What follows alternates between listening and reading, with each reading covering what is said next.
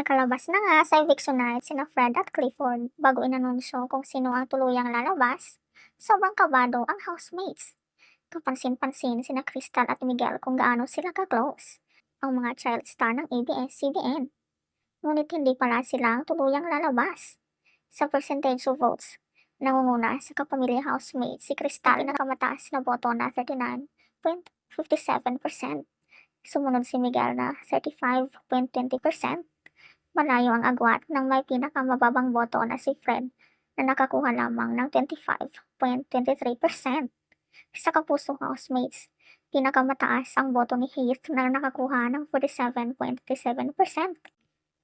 Sumunod si Ashley na may malayo ang lamang na nakakuha lamang ng 27.96%. Ang pinakamababa ay ang boto ni Clifford na nakakuha ng 24.17%. Sa paglabas ni Fred ay labis ang kalungkutang nadarama ni Princess. Agad siyang dinamayan ng mga matalik niyang kaibigang sina Lela at Ashley.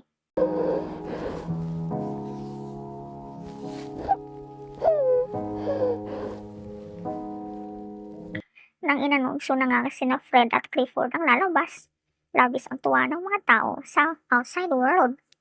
Sila ang mga avid supporters ni Miguel. Deserve ni Miguel na magkaroon ng maraming supporters dahil siya ang pinakamabait na male housemate sa loob. Bukod sa pagiging malapit sa mga boys, malapit din siya sa girls. Ikaw, anong masasabi mo dito?